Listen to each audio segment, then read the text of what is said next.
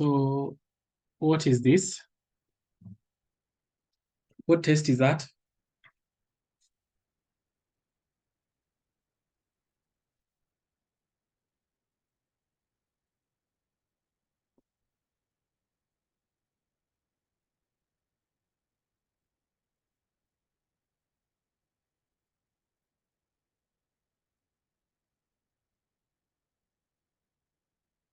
Yes, the answer in the chat. HB? Electrophoresis. Protein electrophoresis? No. Yeah, it's better, you right? HB? Electrophoresis.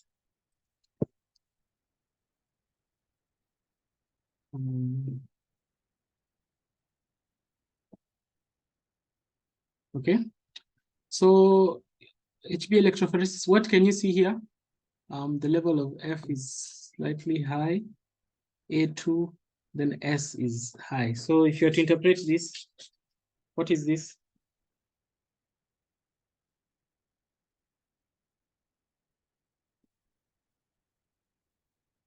To interpret this result,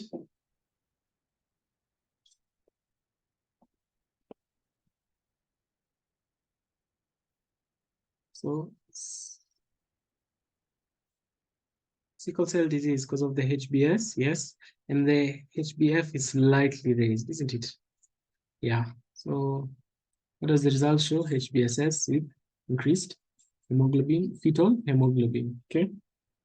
Then what method is this? There are around 4 types of capillary methods. Hemoglobin electrophoresis methods. Capillary method, yes. So which other methods are there?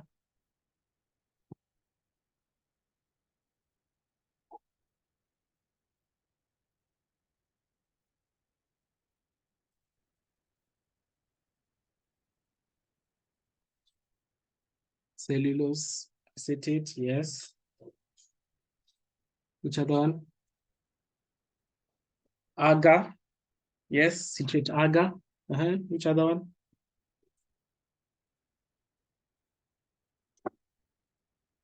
One more.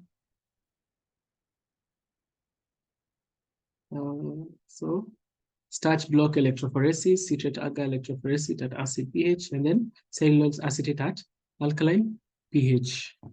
I'm seeing a question someone is asking, how does sickle cell trait look like? So, okay, we start with the normal. So for normal, what do you expect? AA, isn't it? So HbA, okay? Then for fetal, you expect HbF to be high, isn't it? Because they are fetal. Then sickle cell anemia, HbS. Who knows for sickle cell trait?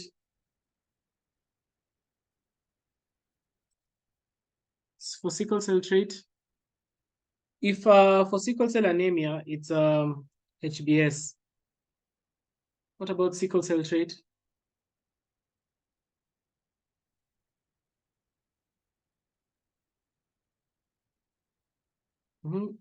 Answers in the chat. So for sickle cell, we'll have HbA, yes, and HbS. They'll be both raised. So HbA would be raised, not A2, A. Okay. Yes. What about let's start with beta thalassemia. We start with beta thalassemia trait.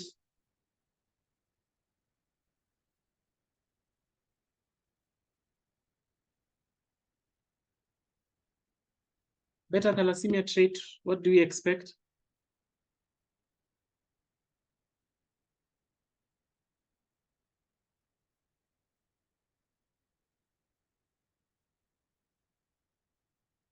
HbA? A2, yes. So a slight HbA2 and HbF. And then for the beta thalassemia major, we expect HbA2.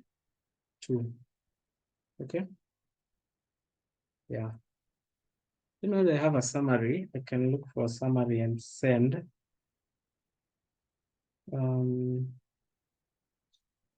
Maybe I'll look for summary and send it on the group.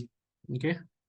So I'm seeing someone is asking, is it right to interpret that as sickle cell disease or just talk of raised levels as the interpretation? So if you're told interpret, so interpret, you have to say the level of HBS is raised and a slight raise of HBF, which therefore is sickle cell disease. But if they just ask, what does the result show? Maybe you're told, what does the result show? You just say what you can see. So HBS and increased HBF. But if you're told to interpret, you have to say that this is sickle cell disease. So I hope that's clear.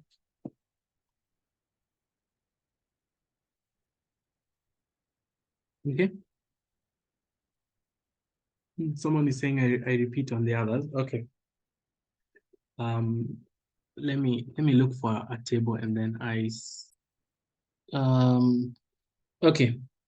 Hemoglobin A greater than S. As I said, this is the sickle cell trait. Okay. So HbA, so it's hemoglobin A and hemoglobin S. So if A is greater than S, that's a sickle cell trait. Sickle cell anemia, so HBS, F, and no A. So this is sickle cell anemia. But the HBS should be the one that's mostly raised, okay? Sickle cell beta thalassemia, sickle beta thalassemia. So for beta thalassemia, we have the trait and the beta thalassemia major. For the trait or the minor, we'll have A. Okay, let's start with the major. The major will have A2 and F. I don't know. I don't understand this. But for thalassemia, for the minor, you'll have A and A2. Okay. For major, you'd have A2 and a slight F. Okay. So A2 is the major one. For HBC, A and C, but A is greater than C. HBC disease. So this is the trait. HBC disease. CF, no A. HBC, beta thalassemia, C greater than A. Yeah.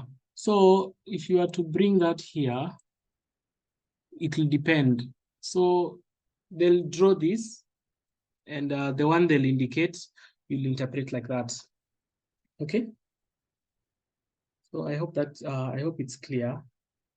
I'll look for a better image. I don't know why I'm not seeing, but maybe someone can type on the chat. Okay. But for the most important, remember sickle cell. So for sickle cell anemia, remember the S is highly elevated, then slight F. For sickle cell trait, HbA, not A2, HbA and HbS. Okay, those are the most important ones. I think those are the ones they can ask. Okay, so if you're told to identify the organ, what organ is this?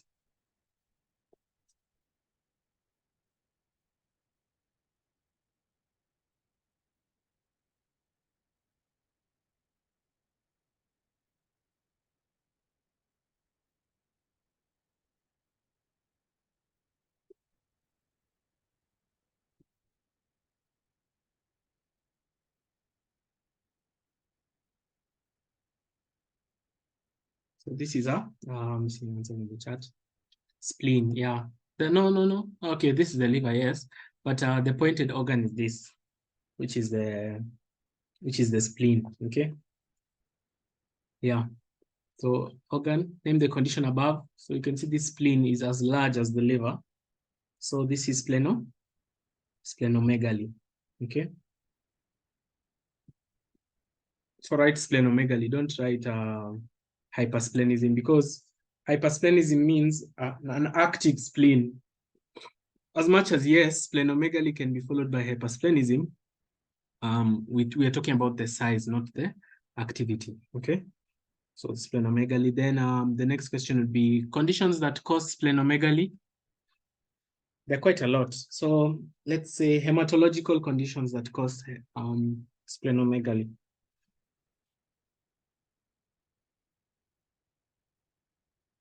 There are a lot. Let me start off. Parasites. So e.g. malaria.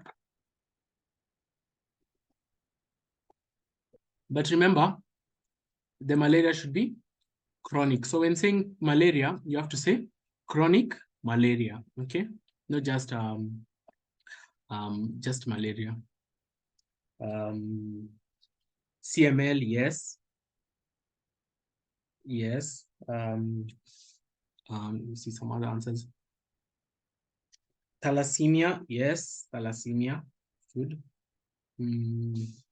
Sickle cells. So the condition is sickle cell disease. Yes.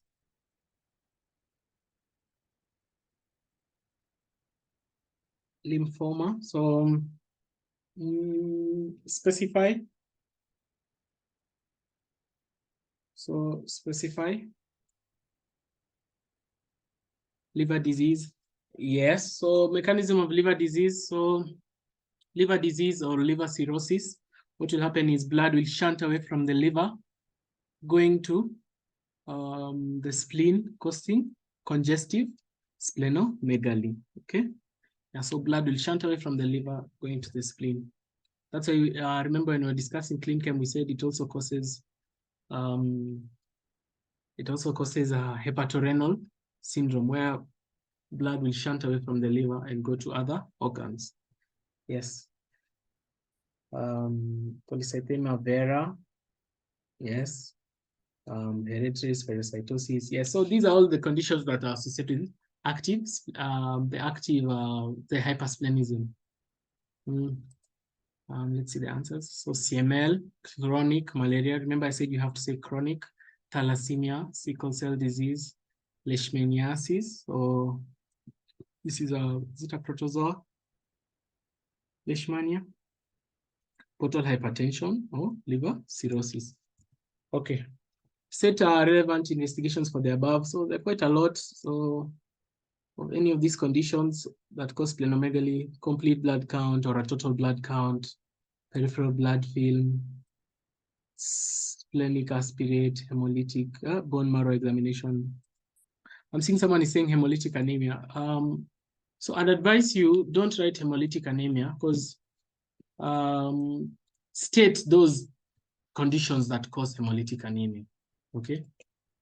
So if it's sickle cell disease, state sickle cell disease. If it's thalassemia, state thalassemia. Because if you say hemolytic anemia, you're binding yourself to one answer. Yet you can split it into many answers.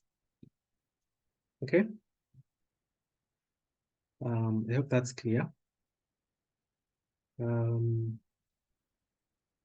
Okay. So what can you see here?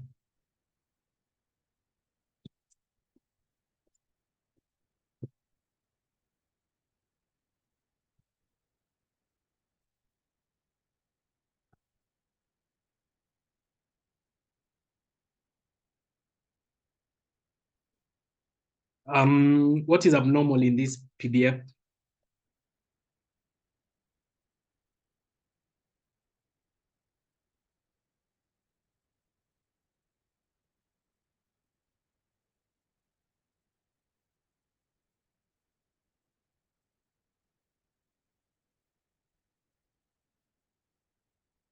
Lymphocytosis, yes. So, rouleau formation, yes. I can see some rouleau formation here, here, here, here. Can also see hypochromic RBCs here. Look at these red blood cells. Yes, so the clumping together is known as rouleau formation. They look like red blood cells that are stacked like a coin, like coins. Yes. Some red blood cells are hypochromic here, like these ones. Can you see these ones? Yes. Can I say this is a spherocyte? This or this? What do you think? Is this a spherocyte or this? Maybe I zoom. Is this a spherocyte? Maybe this. What do you think?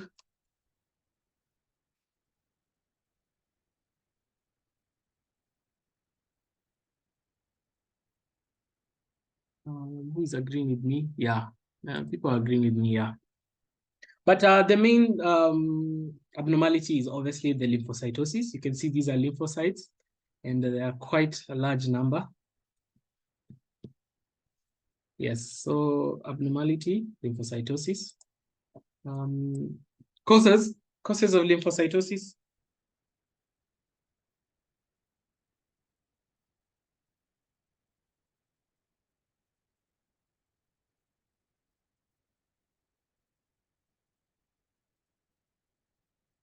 Causes of lymphocytosis.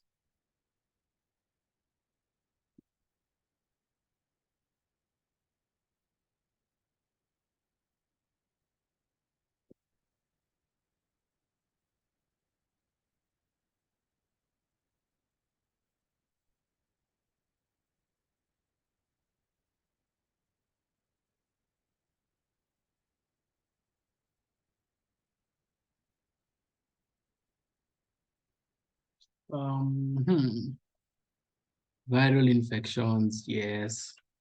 Infections. Okay, so when you say infections, do you mean bacterial infections, fungal infections, viral infections? Because we know bacterial infections are associated with neutrophilia, isn't it? Yeah, we know some parasitic infections associated with eosinophilia. So you have to specify. When you say infection, you have to specify. Okay, so it's the viral infections. So you can mention them. So I'm seeing someone is saying infectious mononucleosis. Yeah. There's also mumps. Which other one? Rubella. Yes. So viral infections. Yeah. So yeah, Epstein-Barr. Epstein-Barr virus, which causes infectious mononucleosis. Lymphoma, yes. Okay, I'd prefer you specify, so non-Hodgkin's or Hodgkin's lymphoma. And then HL, I'm assuming that's Hodgkin's lymphoma. Yeah, so Hodgkin's lymphoma.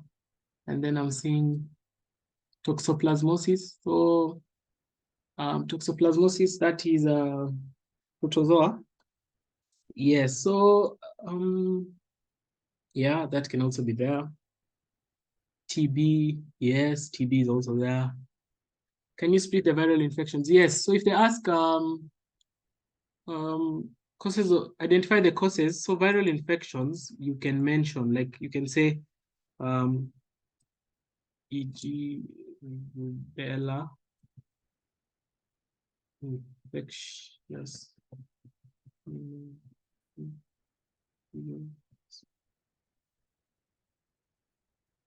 Mumps.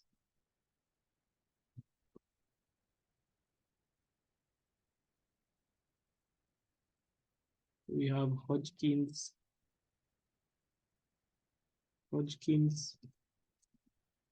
non-Hodgkin's.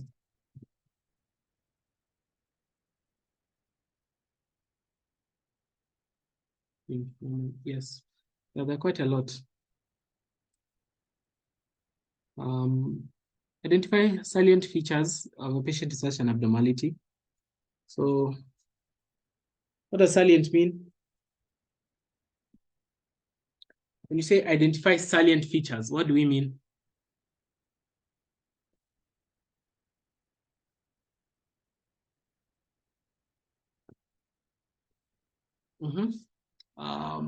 Who knows what salient features are?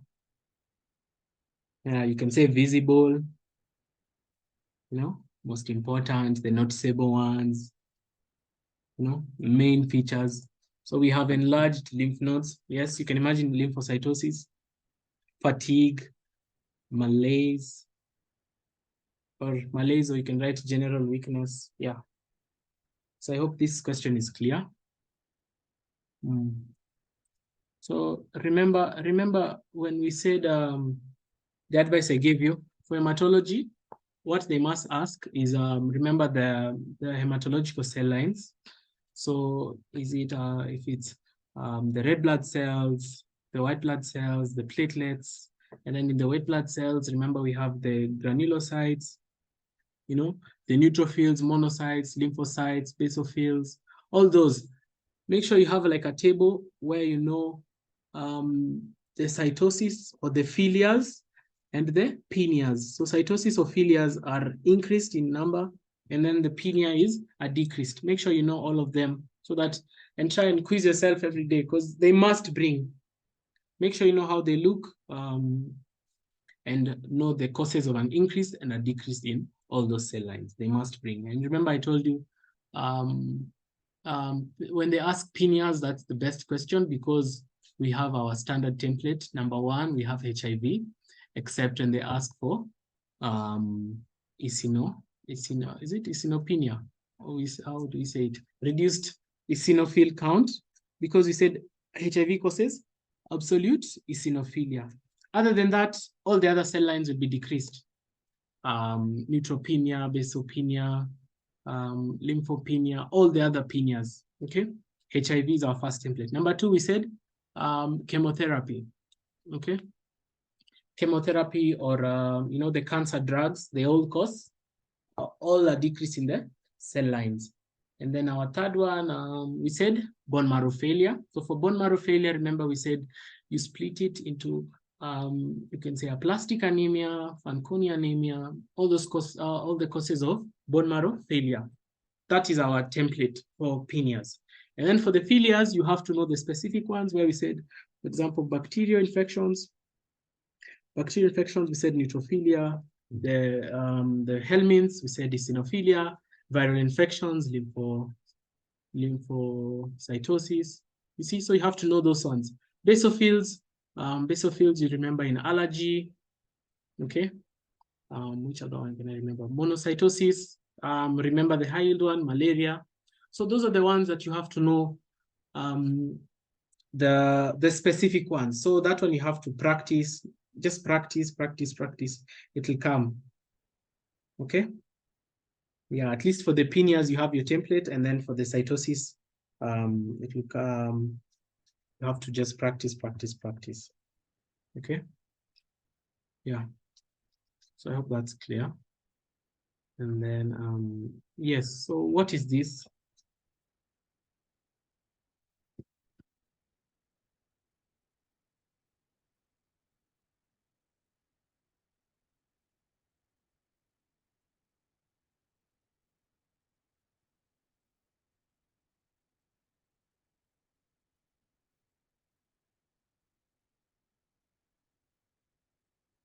What is this? Bossing of the skull bossing, yes, skull bossing, yeah. So two conditions where you'll see this.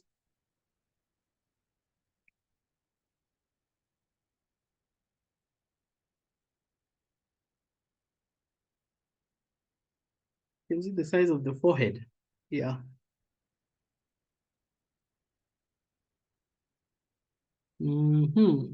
So, yeah, okay, we start with the hematological ones, sickle cell, thalassemia. And then the non-hematological ones, we have acromegaly, rickets, yeah. But if most likely they want the hematological causes, so write sickle cell and thalassemia. If they ask three, now you can start writing the rickets and the acromegaly. Okay, yeah. And then what is this? Look at this patient.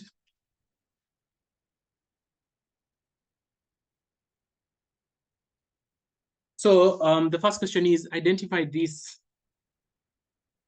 clinical feature, first of all, before you tell me which disease it is.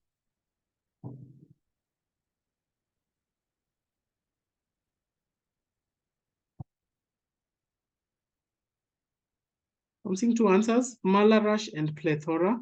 Is it plethora or malarash?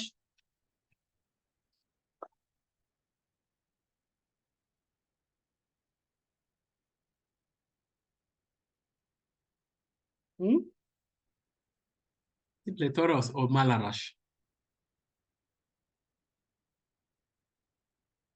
Plethora, plethora, plethora, malarash, plethora, malarash, plethora, malarash. Red cheeks and nose.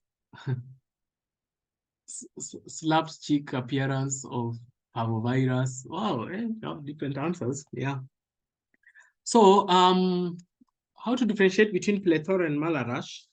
You look at the nose and the cheekbone. Look at the areas of the cheeks.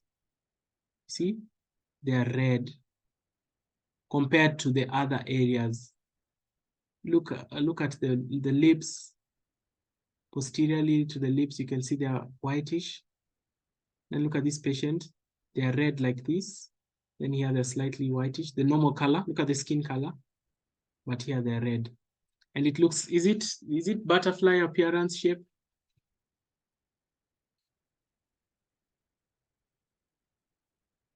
Mm-hmm. Yes, so you can see the butterfly appearance. Yes, so for this patient, the malarash is not that serious. Let me show you another patient with the...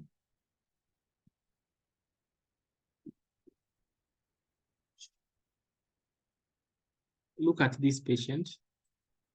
Look at this patient and this one. Can you see?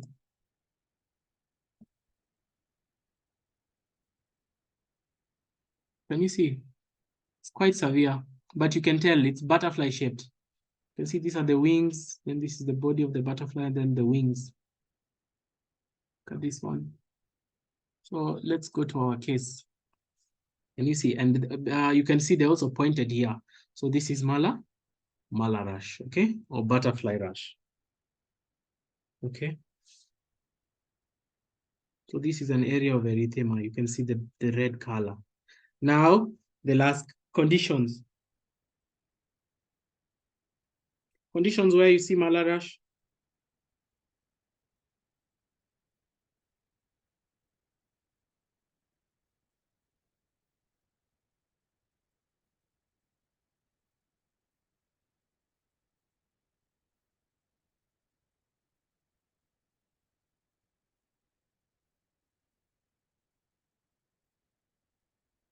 The main one is SLE, perfect, good.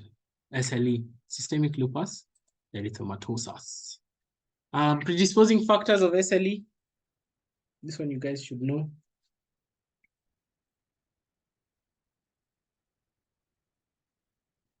So the genetic predisposing factors of SLE.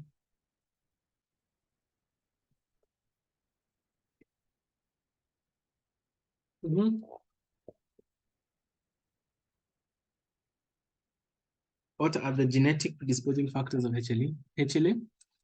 Okay, yeah, family history. But I'm asking for the genetic. HLA DR2 and DR3. Perfect. Yes, DR2 and DR3. Yeah. Do you remember for rheumatoid arthritis, the way I told you to remember? What's for rheumatoid arthritis? DR4. Excellent. So you guys remember. That's good. So genetic disposition, we have HLA DR3 and DR4, deficiency of classical pathway. You remember C1, C2, and C4. Hormonal factors, use of oral contraceptives, environmental factors, cigarette smoking, silica exposure, drugs. Then remember these drugs, procainamide, hydralazine. We also have isoniazid, the ones that cause the methyl dopa, the lupus-induced drugs, these ones, those drugs. Any other? Yeah. Clinical features, they're quite a lot, so I'll expect a lot. Clinical features you expect in this patient, apart from malarash.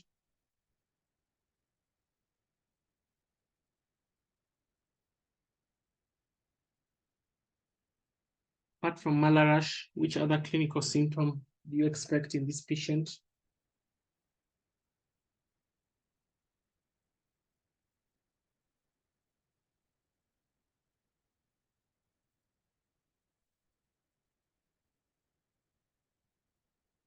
There are a lot. So let's see some answers.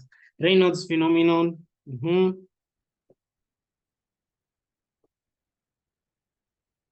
Yes.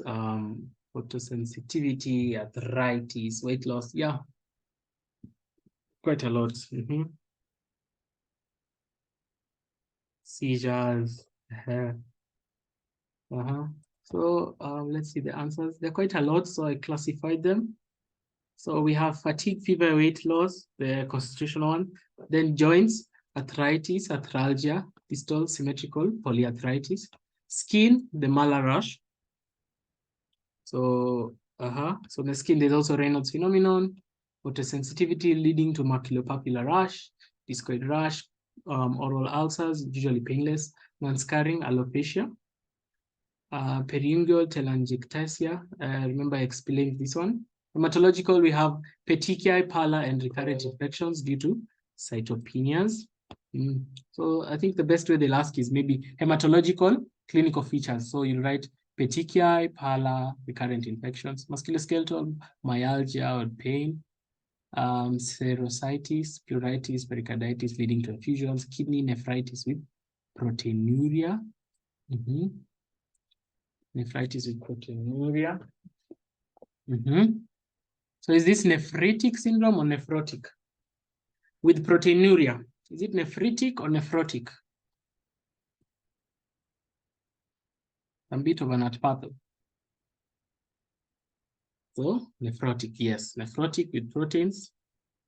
Nephrotic, yes, good.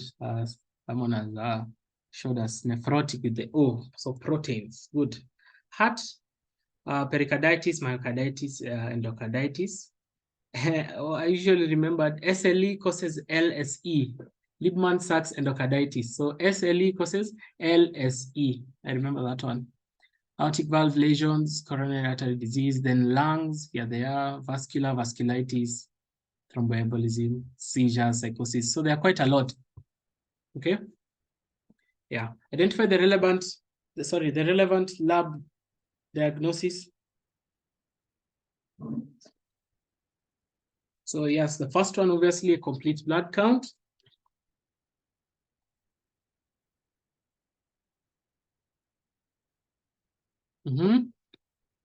Complete blood count, good. Another one.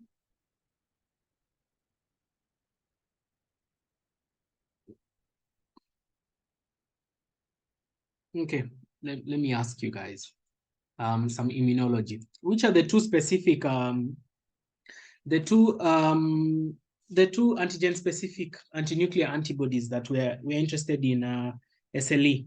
There are usually two. Which ones? Yes, antigen-specific anti-nuclear antibodies, the ANAs. So which two are we interested? Number one, anti-double-stranded DNA. Good. Another one? Anti-Smith antibodies. Perfect. Those are the two ones that we are at the antigen-specific anti-nuclear antibodies. Okay. Yeah. So anti-nuclear antibodies, anti-double-stranded, anti-Smith, anti-phospholipid antibodies. So this one is for relevance of antiphospholipid syndrome. Then complement, remember we said C3 and C4, so the classical pathway. ESR, this is a marker of inflammation, maybe elevated in patients with active disease. CBC, yes. Then this is the clean chem, may show increased urea nitrogen and or creatinine or electrolyte abnormalities. Okay, urinalysis, visco, proteinuria, hematuria, and or urinary casts. Okay, good. What cell is this? Unless you have a question on SLE.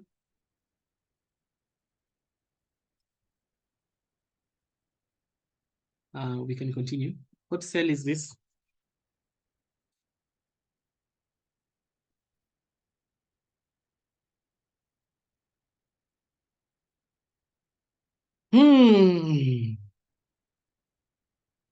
What cell is this? Basophil, yes. So why is it a basophil? Why did we identify it as a basophil?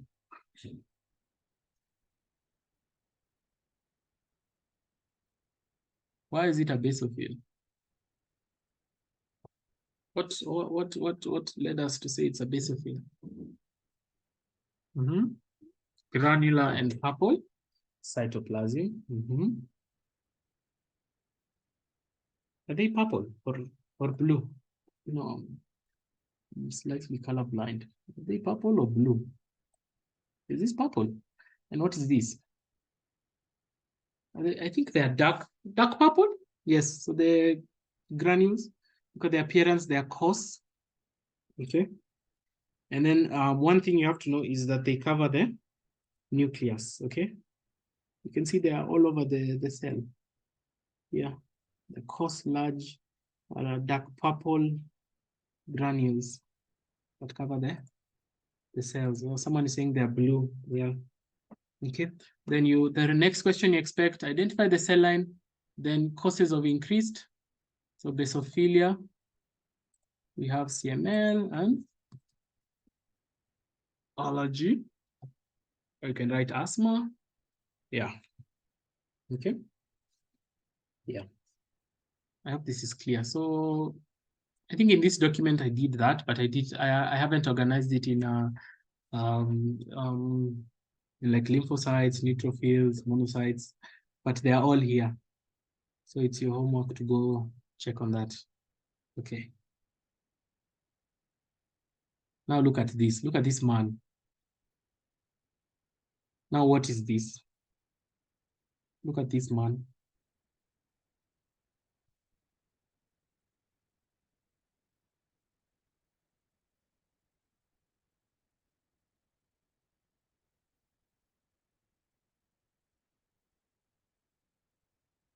So now this is the plethora, yes. So the facial plethora, you can see is quite red on the whole face.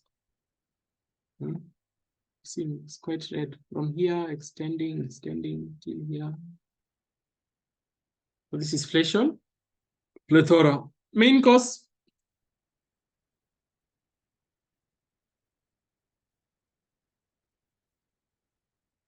Main cause of facial plethora.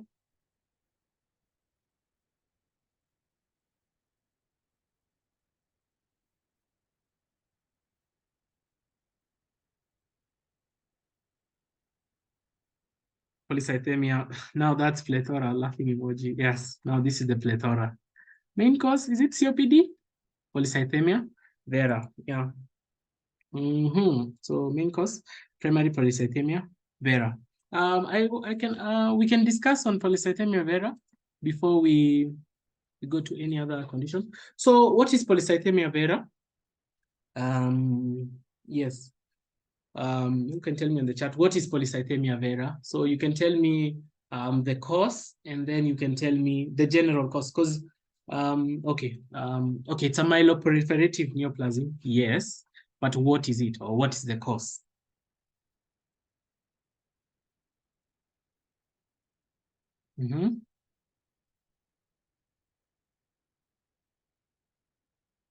Myeloproliferative caused by JAK-STAT mutation. Specifically JAK2. Yes, so excessive production of RBCs in the bone marrow. Yes. So apart from polycythemia vera, name two other myeloproliferative neoplasms. Apart from polycythemia vera, name two other, or yes, name two other myeloproliferative neoplasms. We have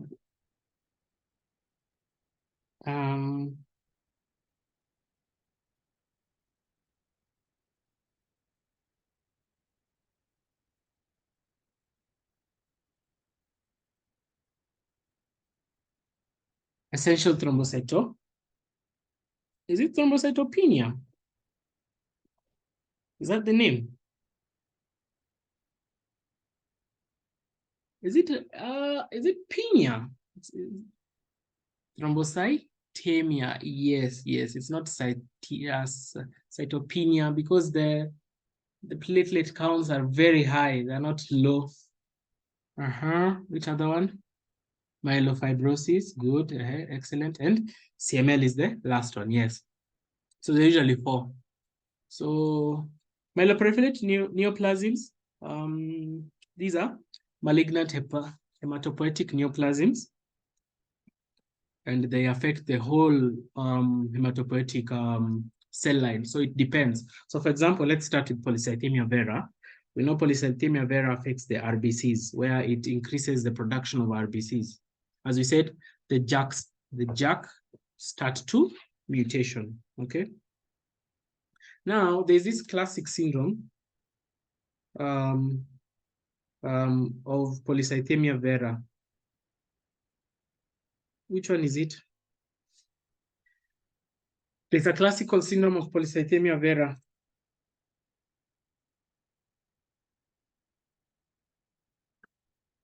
What is the classic syndrome of polycythemia vera?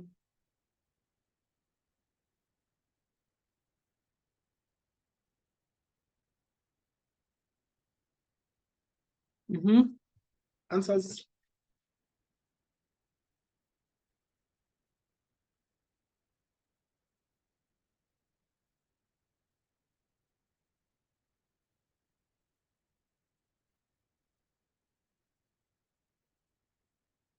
The classic syndrome, symptom, hyperviscosity.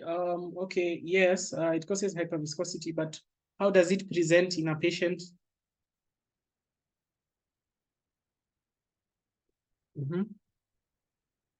So it presents with aquagenic pruritus. So aquagenic pruritus, what that means is pruritus is itching, aquagenic is associated with water. So what happens is in this patient, they'll have an itching after showering. So have you ever had a shower and then you start itching? Yes, okay, you don't have polycythemia, but you can imagine that feeling.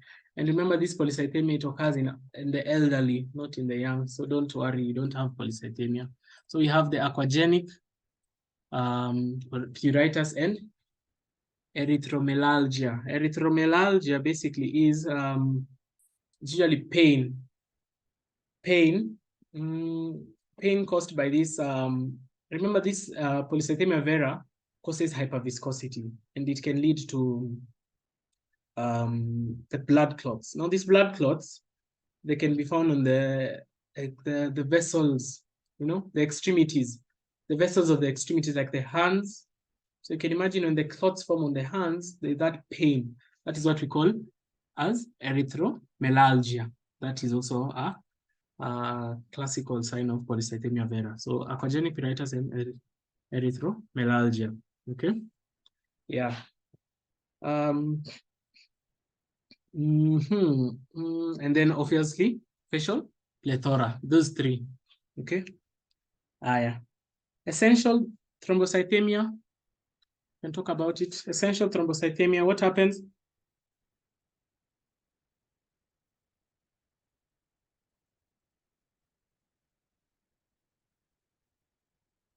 What happens in essential thrombocythemia?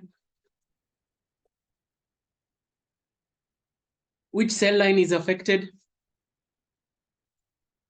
Proliferation of platelets. Yes. So if you do the complete blood count in a patient with essential thrombocythemia, you'll have overproduction of platelets. Yes. Yes. So yes. So in this patient, you expect, if there's an overproduction of platelets, what do you expect? Thrombosis. Yes. And these platelets, they might be huge, like in terms of size, and poorly formed, because there's overproduction of those platelets, so not all the platelets will be properly formed. Yes. And then myelofibrosis. What is the classical presentation of myelofibrosis that you must never forget, that you have to remember?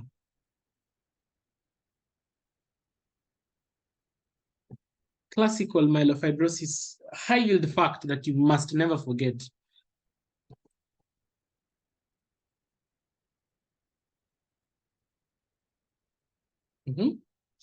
Answers? Splenomegaly, yes. Okay, yes, it's associated with that, yes, but there's one high yield fact that you must never forget for myelofibrosis. Splenomegaly, yes. And remember, the splenomegaly is very massive, very massive, very massive. So massive splenomegaly, and which other one? One high-yield fact.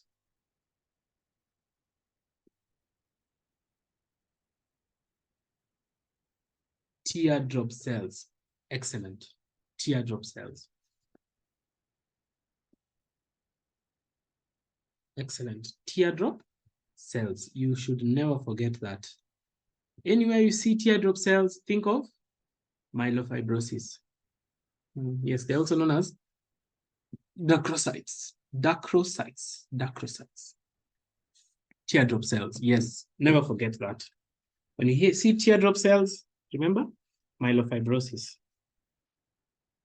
Yes, and massive splenomegaly. Okay. And then for CML,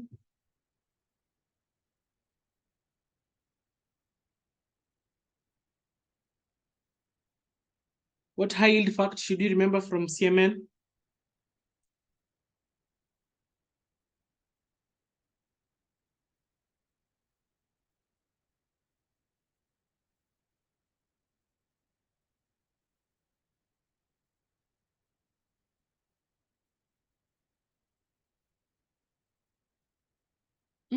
Outer roads in CML. Basophils may be present. Okay, is that the most high yield fact?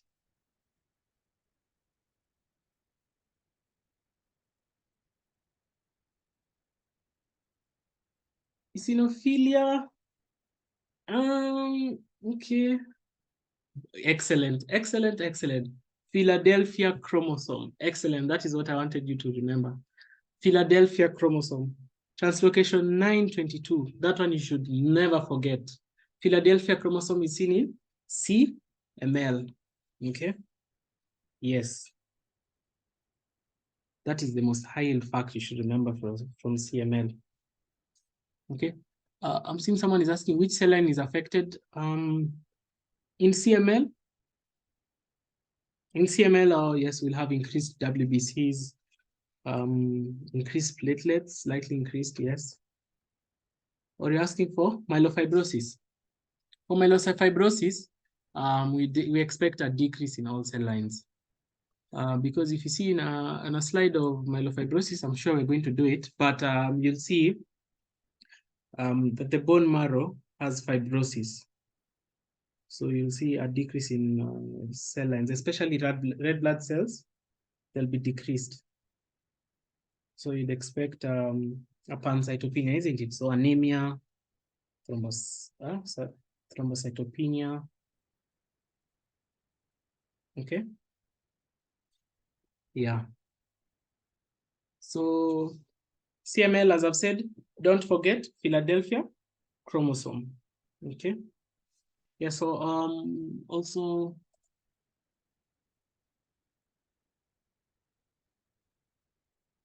in CML, to compare CML and a leukemoid reaction, that's also very high yield. Differences. Let's see. What are the differences? What's the difference between a CML and a leukemoid reaction?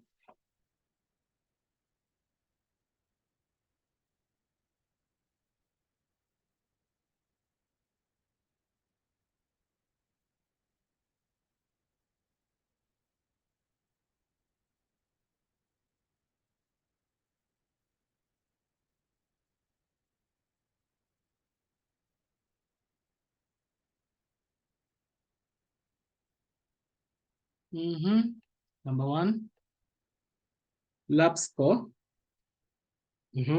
So lab score is increased.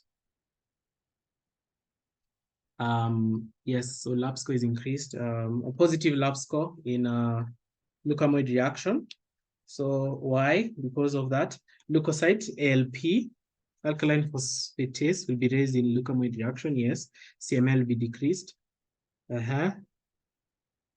Okay, apart from that, yes, Philadelphia chromosome.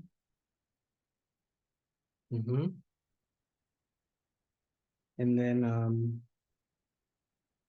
Neutrophilia. Do we expect neutrophilia? Where do you expect neutrophilia?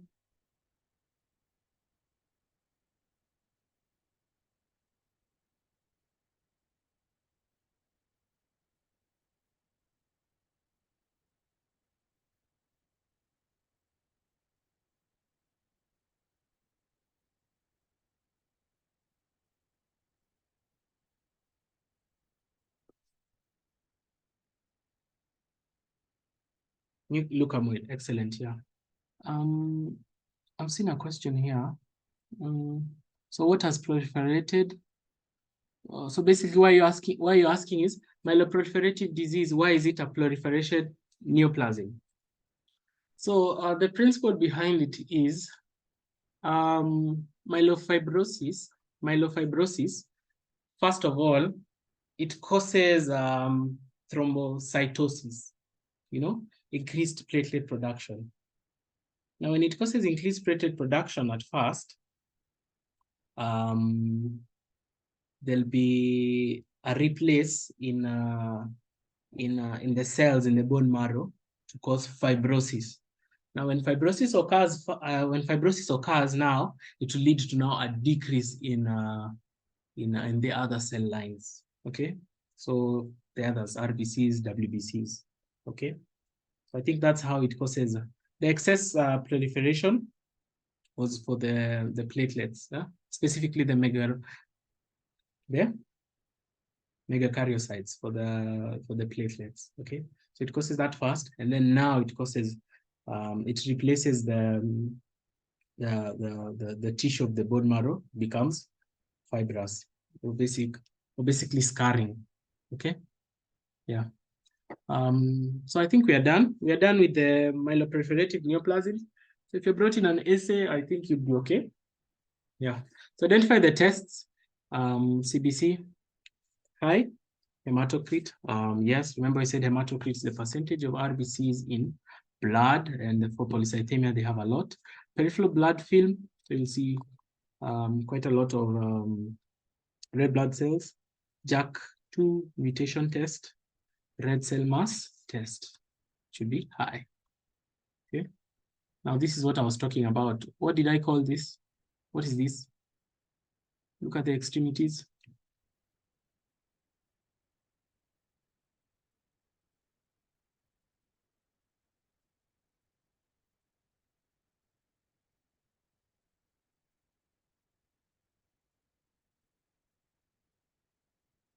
What did I call this?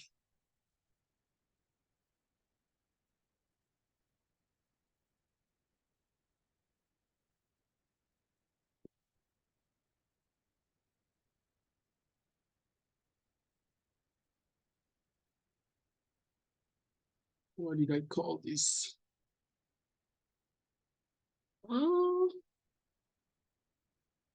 Dactylitis. Erythromyalgia. Yes, I've just discussed this. Erythromyalgia in polycythemia. Let me show you how dactylitis in syphilis, sickle cell looks like in children. Dactylitis. Look at this. Are you seeing? Okay, let's see a cartoon first. Are you seeing where it's affected? Is it the MCP joint?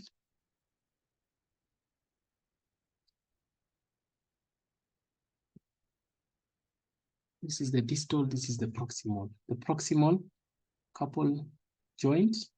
Are you seeing? This is dactylitis in sickle cell. You see, now compare that and this.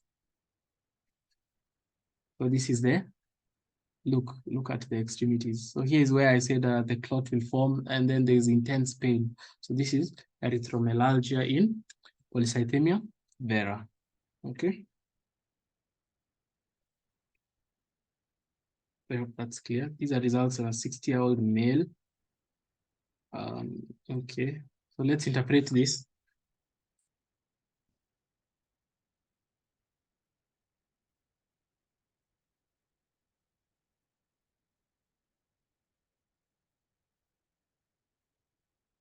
results in a 60-year-old male. WBC.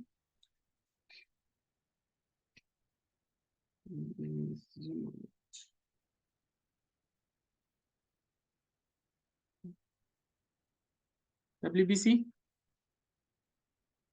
WBC normal, yes, so it's 5, 4 to 11.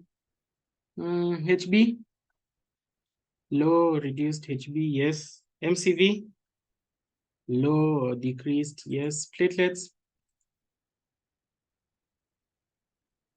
350, 150 to 450, normal. Okay. Differentials. This is a very easy question. Platelet normal. So diagnosis, and then, so give me the diagnosis and the differentials.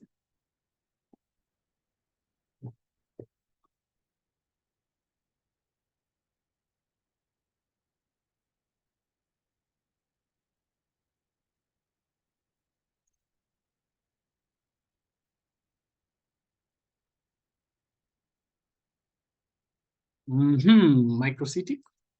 Macrocytic anemia, then use the formula tails.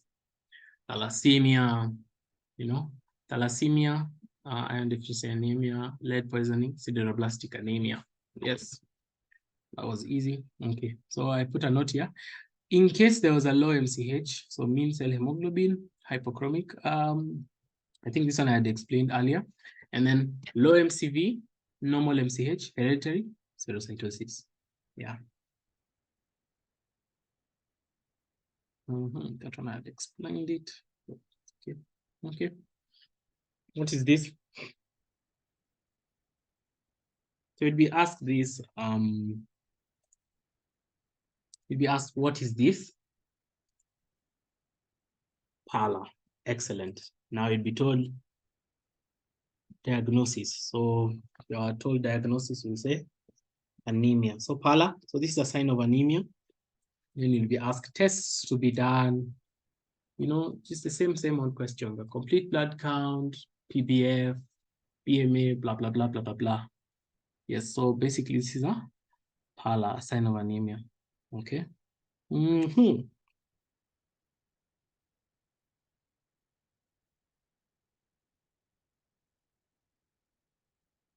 What are these cells? Look at these cells. What do we call them? Look at this one. Look at the size. These are lymphocytes. So compare. Remember, use a lymphocyte to compare the size of the RBC. So look at this. Look at this. Look at this. Look at this. Look at this. Quite huge. What do you call them?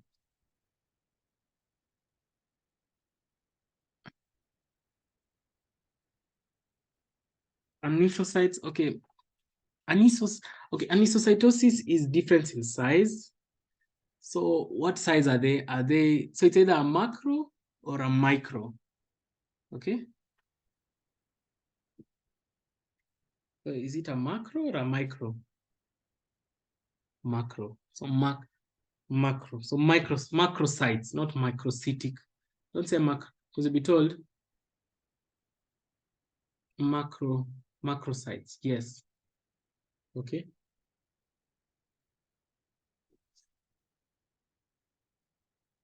I'm seeing someone has mentioned stroma cells. What are stroma cells?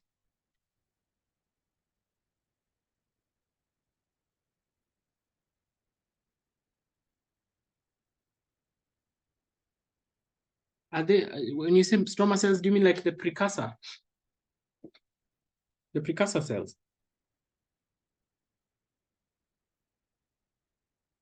Maybe the one who wrote stroma cells can advise us. But these are macrocytes, okay? Now, if I ask you the abnormalities, this is a teardrop cell, then these are macrocytes or the macrovalocytes, okay, or valocytes. Okay, identify cells you're most likely going to see in such a patient. So this one you already did, but okay. So you see this question you need to understand. These are macrocytes. So most likely this patient has macrocytic anemia. Now, which other cells are you going to see in macrocytic anemia? Okay, now you guys mentioned them.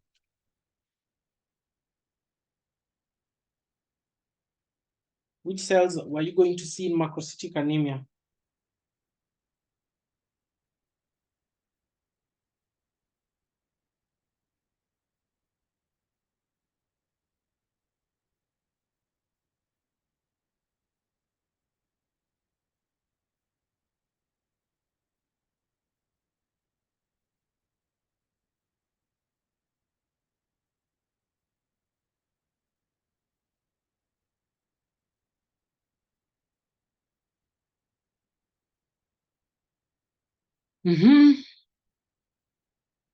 Jolly body, segmented neutrophils, basophilic stippling. So those are red cell, those are in the inclusions. Acanthocytes, yes. So there are quite a lot. Hypersegmented neutrophils, jolly bodies, basophilic stippling, carbot ring, quite a lot. Test to perform, these ones we have done. BMA, presence of megaloblast, vitamin B12, B9 level, CBC, PBF. It's not an exhaustive list. We check for the rest. Then, what is this? So yeah, so the answer is there. It's a platelet concentrate because of the color. Ideal storage.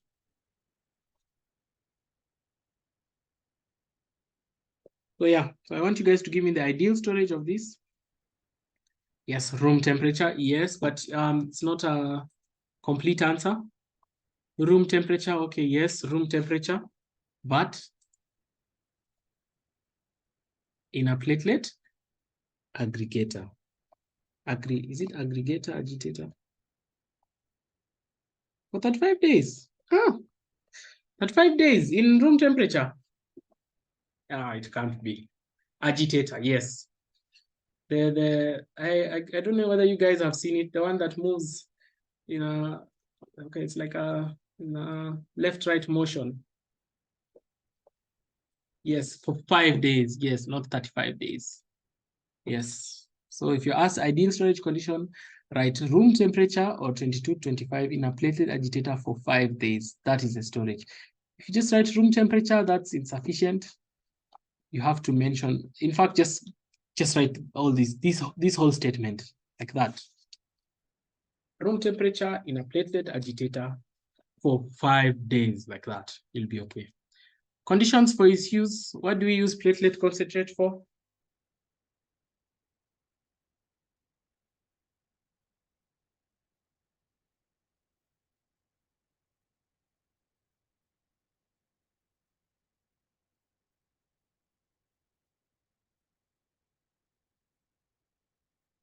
Yes, thrombocytopenia. Yes, that's the first thing you should have. Sepsis. Sepsis. Sepsis is it's a stretch. Sepsis is a stretch. Sepsis is a stretch. I don't, unless you tell me.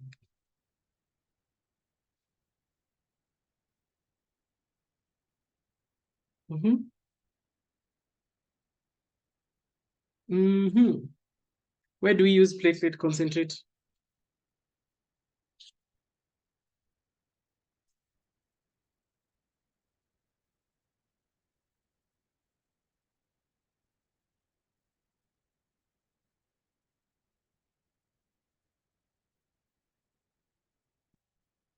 Burns. Okay, for burns, we give white blood cells. Okay, okay, let's start with the obvious ones before we start with these other ones that we have to prove. Number one, thrombocytopenia, yes. Number two, leukemia, yes. And remember, it's acute leukemia. Another one. Three, because the last three.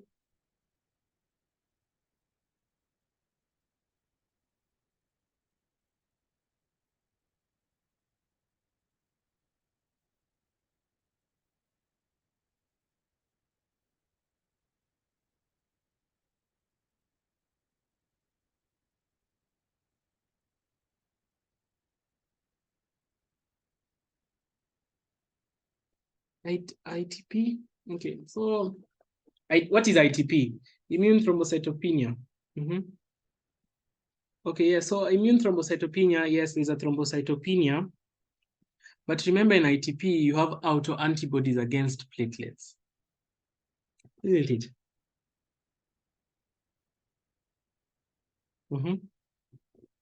So would transfusing platelets be effective?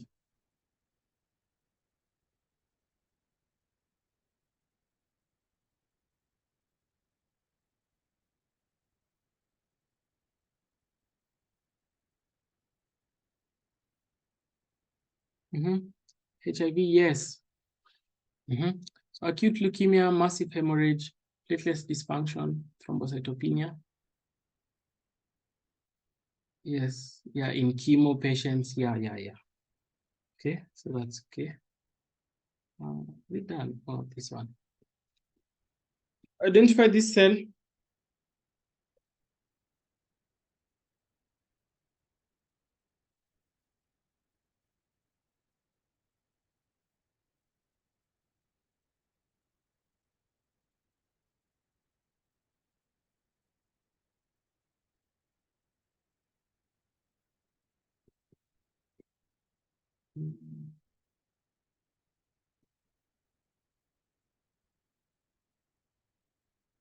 So it's the cell known as Plasmodium falciparum.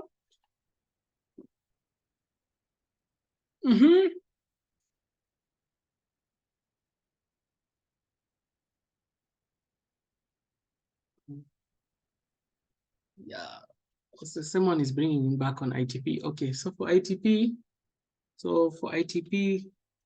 platelets, we transfuse platelets in emergency. Yeah, so for patients who have emergency, so low platelet counts is where we give them the platelets. Yeah, so I think to justify that answer, maybe you say ITP associated with life-threatening, let's say bleeding. Yeah, because you can imagine you have low platelet counts. That's when you transfuse platelets. Yeah, but for ITP, the first line is never to transfuse platelets. Usually treat the underlying condition. For example, if it's drug-induced. Yeah. Okay.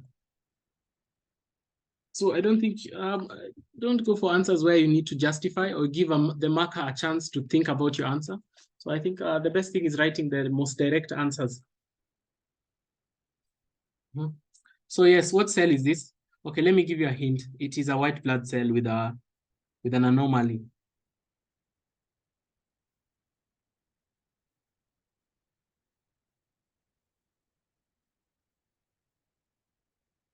Headphone. Okay, yes, it looks like a headphone, but it's not a headphone.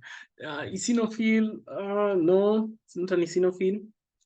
Bilobed, hypersegmented neutrophil, is it true? How many segments does a neutrophil have? A neutrophil? More than 3, isn't it? So this, I can see here there are two segments. 1, 2. So what do we call bilobed neutrophil? Yes. So this is the nucleus of the neutrophil. So this is it's bilobed, yes. So what do we usually call this cell?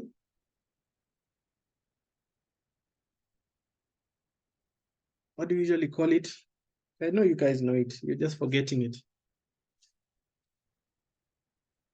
A bilobed neutrophil, what do we call it?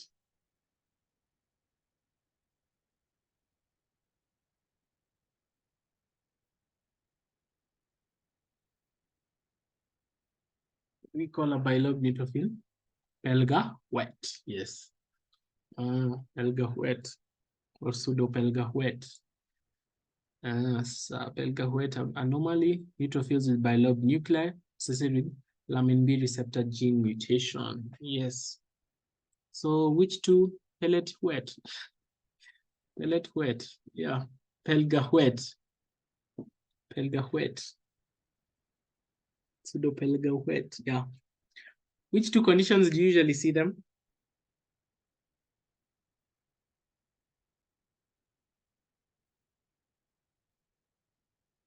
normally. Okay, there's this, the high yield one that we must know is usually found in it.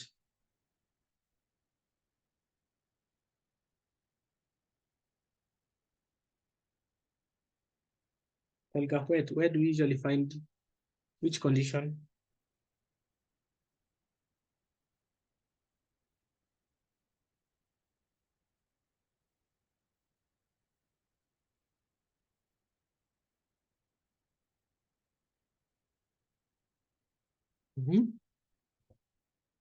ML, no, not ML. Myeloid leukemia. Okay, which one? What is LR? LR, leukemoid reaction. What is LR?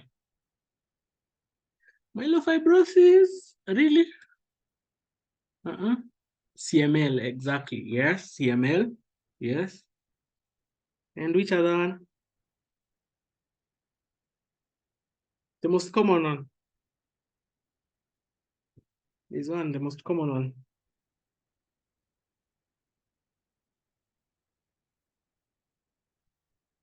Myelodysplastic syndrome, exactly. Good.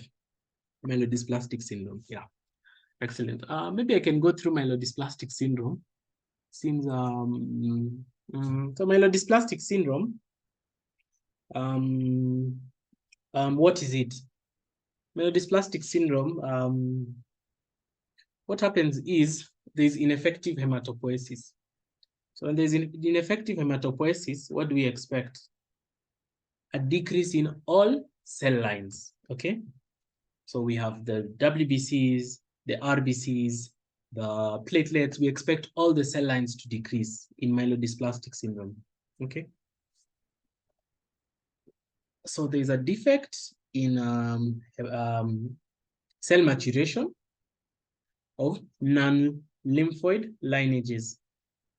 You know, there are two lineages, isn't it? The myeloid ones and the lymphoid ones, okay? So the non-lymphoid ones, which are the myeloid ones, okay? So that is where there's the defect. So what you'll expect is presence of blasts, but these blasts are different from the ones in AML. In AML, remember we say greater or equal to 20% of blasts, isn't it? But in this one, they are less than 20%, okay? Less than 20% in myelodysplastic syndrome, the blasts, okay? Then the two main causes, okay, there's the primary one, which is unknown, and the secondary one. So secondary one, I think I've ever mentioned this. We have chemotherapy, benzene exposure, and radiation. Those are the secondary causes of myelodysplastic syndrome, okay? Now this myelodysplastic syndrome, over time, it may progress to AML. That is something highly you should know. Over time, it will progress to AML, okay? Yes. I want to ask you a question. What do you think is the most common symptom in myelodysplastic syndrome? Considering I've told you all cell lines are affected, and yeah. What do you think is the most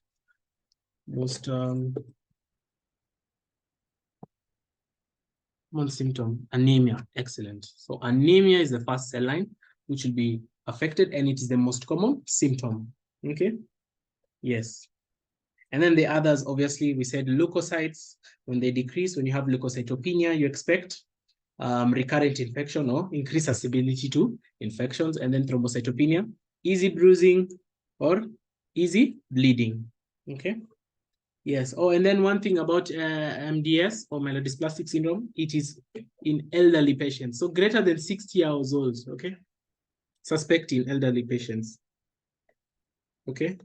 And then there are quite the classifications. These ones you can see on the notes. There are quite a lot. The WHO ones: myelodysplastic with multilineage dysplasia, with single lineage dysplasia, with the ringed sideroblasts, with excess blasts, unclassifiable, with isolated deletion. There are quite a lot, yeah.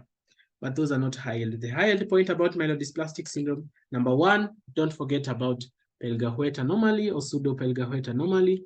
Number two, the two causes. Number one, which is the unknown. Number two, secondary to chemotherapy, benzene, and radiation. Number three, bone marrow blasts less than 20%, not greater than 20% as in AML, okay?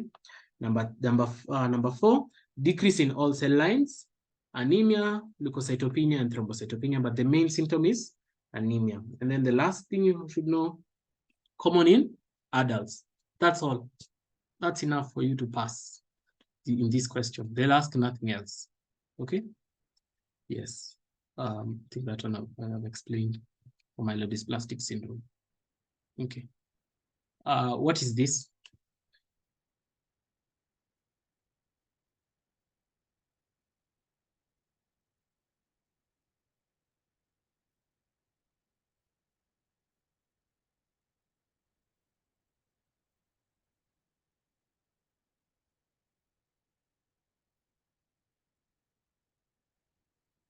Hypoplastic bone marrow. Excellent. You can say bone marrow replaced with fat cells, hypoplastic, yeah. Hypoplastic. Causes.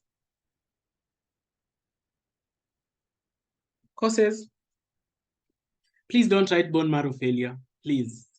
By now, I've done around four, five tutorials, and I'm happy no one has said bone marrow failure. Aplastic anemia, excellent. Okay, 3 causes. Fanconi anemia, excellent. The last one.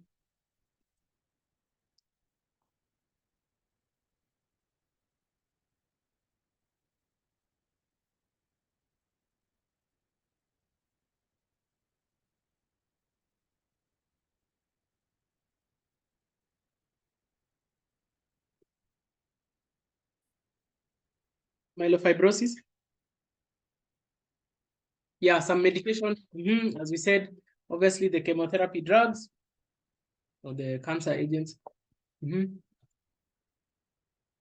I'm seeing someone has written MDS. Myelodysplastic syndrome.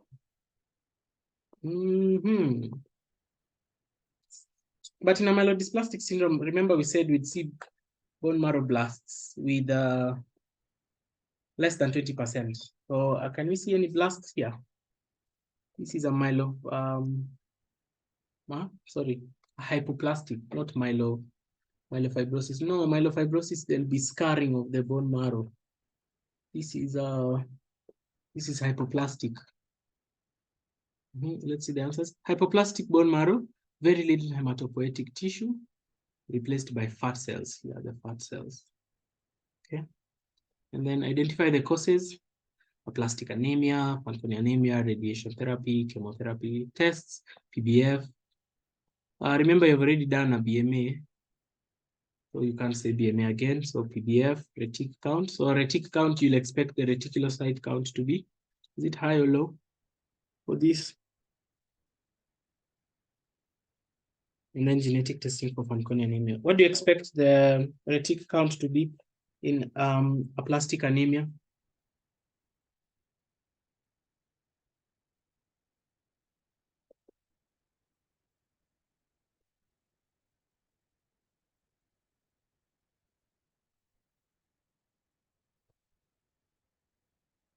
Low, yeah, low. I remember you're destroying all the cell lines. High, remember high, you'd be expecting hemolytic anemia or hemorrhage, yeah, because it's a feedback mechanism, right? The body is losing a lot of blood and then it's trying to compensate. So the retic count will be greater than 2%, okay? Yeah, okay, hemophilia A and B. Expected results, this one we did. So remember, hemophilia A is the classical. If they say classical hemophilia, remember that is hemophilia A. And then hemophilia B is Christmas disease. Hemophilia A is deficiency in factor 8. Hemophilia B, factor 9. Expected results for both prolonged APTT. This is the intrinsic pathway. And normal bleeding time and normal prothrombin time. Now, what test is used to differentiate them?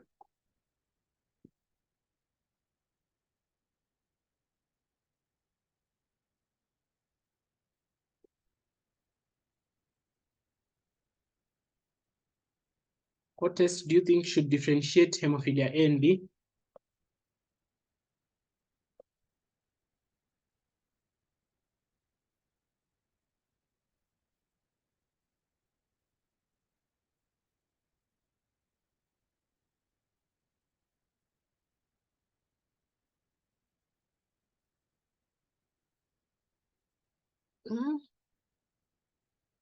Ristosetting?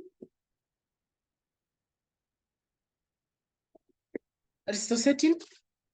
Factor deprivation test, factor deprivation test. Yeah, so factor assay, factor assay. What is ristosetting? What is ristosetting? I think I had explained what ristosetting is.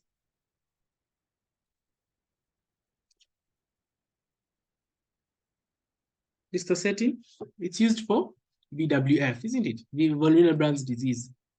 Yes. So ristosetting, oh yes, okay, I'll recap it. So ristosetting, or the ristosetting test, what happens is ristosetting, it activates Willebrand's factor, okay? So when it activates Willebrand's factor, we'll expect now this Willebrand's factor to agglutinate the proteins. The exact mechanism is it binds the glycoprotein 1B.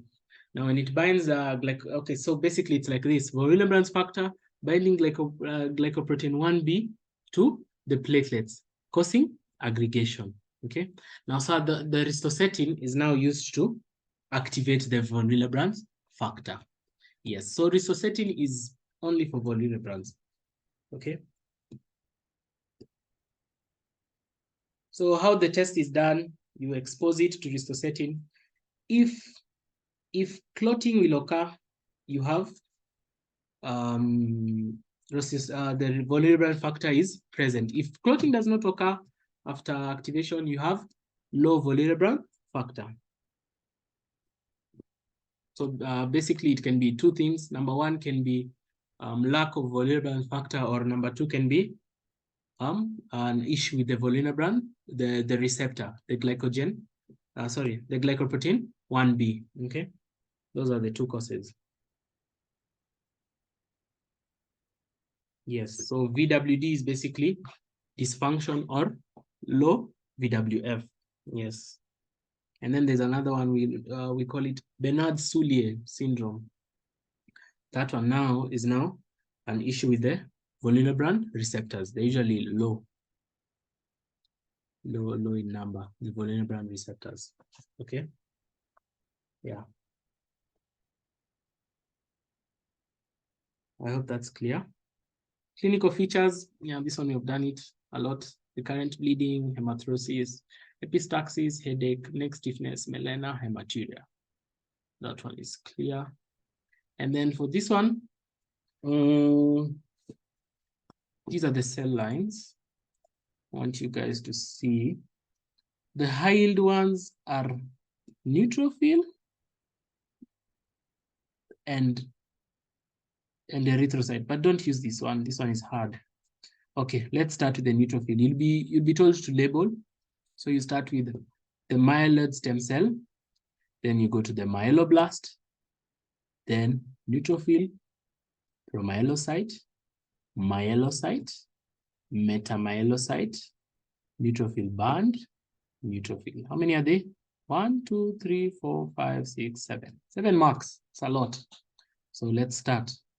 Myeloid stem cell, or hematopoietic stem cell, myeloblast, promyelocyte, myelocyte, metamyelocyte, neutrophil band, and then neutrophil. Yeah, so this is something you should check. For the RBC, I'd given you another one. Let me check the easy one. That one is hard. Where was it? The RBCs.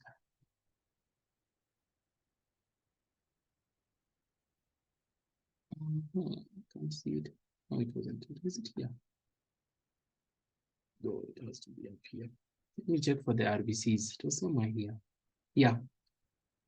We start with stem cell, proerythroblast, erythroblast, normoblast, reticulocyte, erythrocyte. That's for the RBCs. This one is the easy one. We start with the hematopoietic stem cell, proerythroblast, erythroblast, normoblast, reticulocyte, erythrocyte. Okay.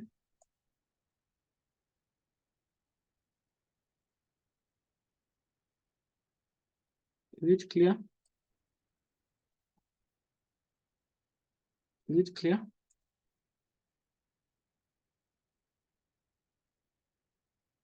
So I've told you the high ones is the platelet one. Oh, sorry.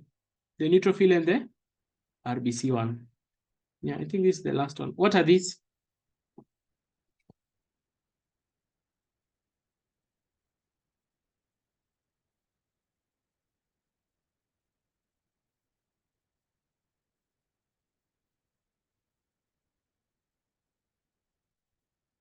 What are these? Have you ever seen these cells?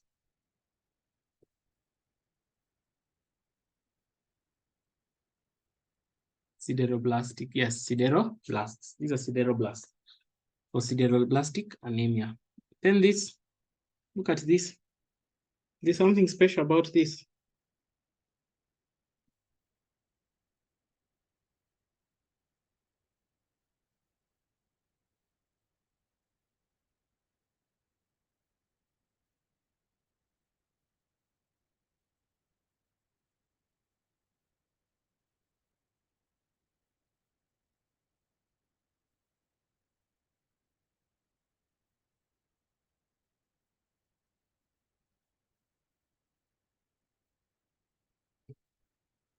Hairy cytoplasm. So hairy cell. Yes, so this is a hairy cell. Hairy cell. So what's the condition? Hairy cell, leukemia. So cells have a filamentous hair-like projection. Can you see here? Yeah. More common in male adults. Identify clinical features the patient of the above cell will present with. Which is the most high-yield one we have to know about hairy cell leukemia?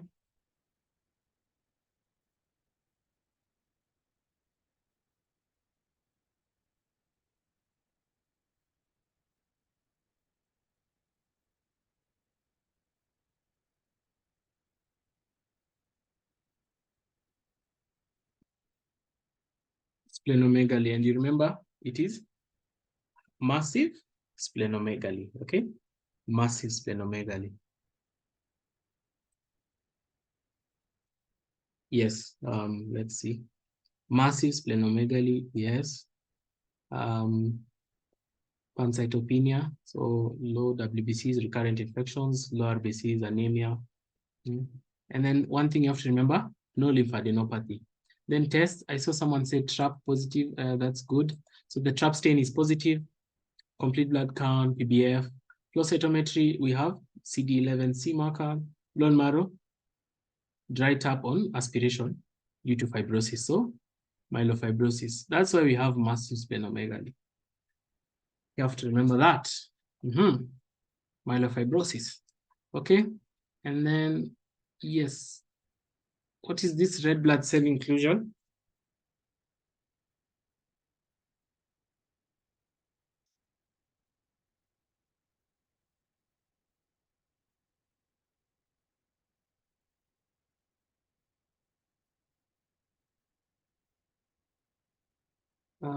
Let's see your answers.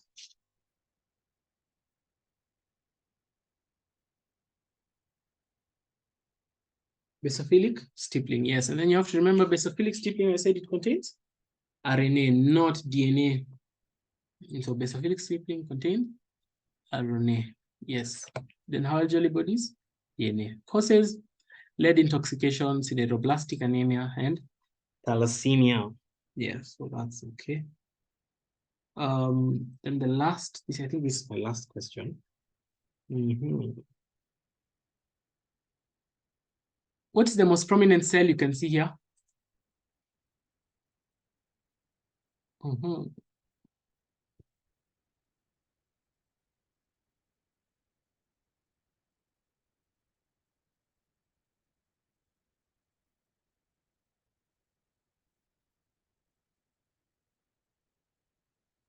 What's the most prominent cell you can see here?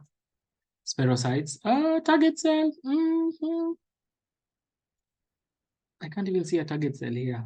Maybe I check. I can't see even one. But spherocytes, look at them. They have no central pallor. Okay. Yes.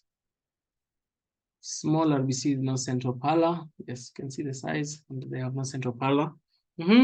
Conditions where you'll see an increase in the above number of cells. Give me 3. Hereditary spherocytosis, yes. Another one. Conditions where you'll see an increase in the above cells. Hereditary spherocytosis, yes. Another one. Hemolytic anemia. Who's that saying hemolytic anemia? Didn't we refuse writing hemolytic anemia? You have to spell the specific one. So, autoimmune hemolytic anemia. Yes, you say that. Autoimmune hemolytic anemia. Another one. Thalassemia. Do we see spherocytes in thalassemia? That I'm not sure.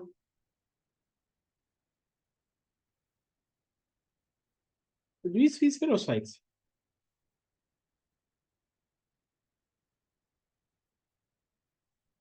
I know target cells. Spherocytes, I doubt. HDN. Is that hemolytic disease of the newborn? I'm assuming. Yes. Okay, that one you'll see. Hemolytic disease of the newborn, hemolytic transfusion reaction. Yes, perfect. So hereditary spherocytosis, the main one. And then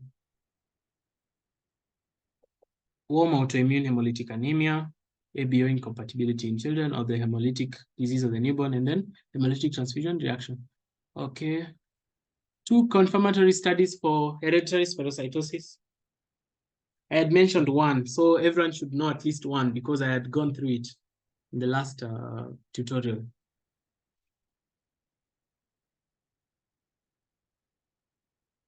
Confirmatory studies for hereditary spherocytosis.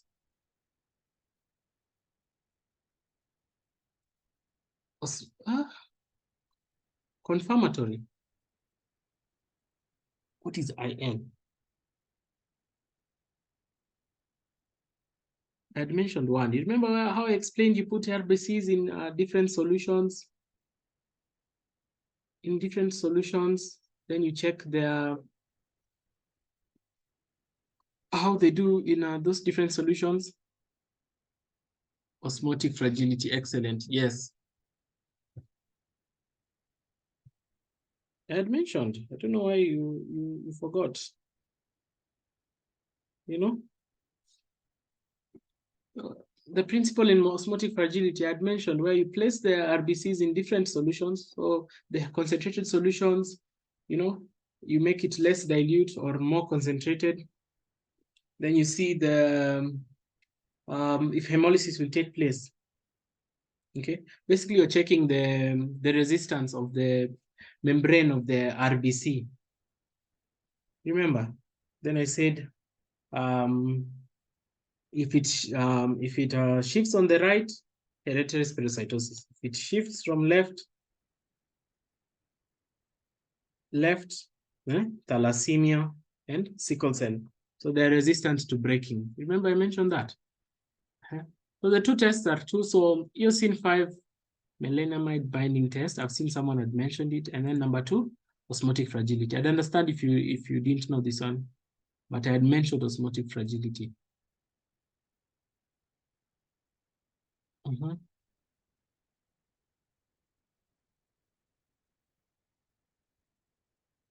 EMA binding test.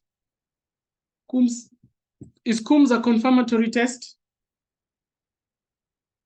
Coombs is not a confirmatory test.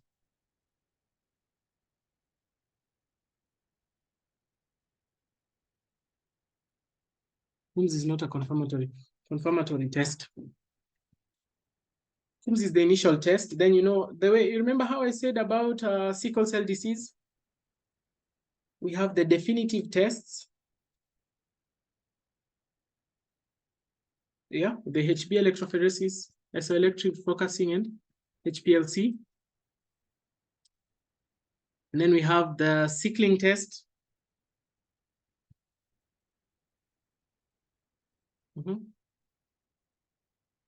Those are not the definitive tests.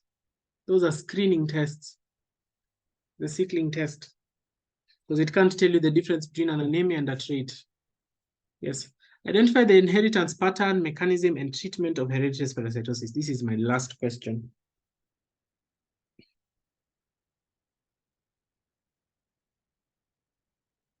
Inheritance pattern, autosomal dominant. Yes, autosomal dominant.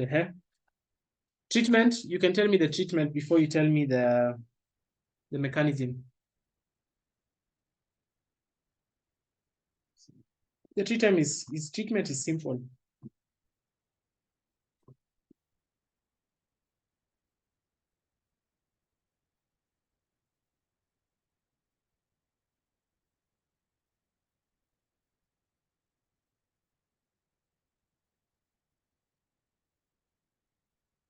The definitive splenectomy. Excellent.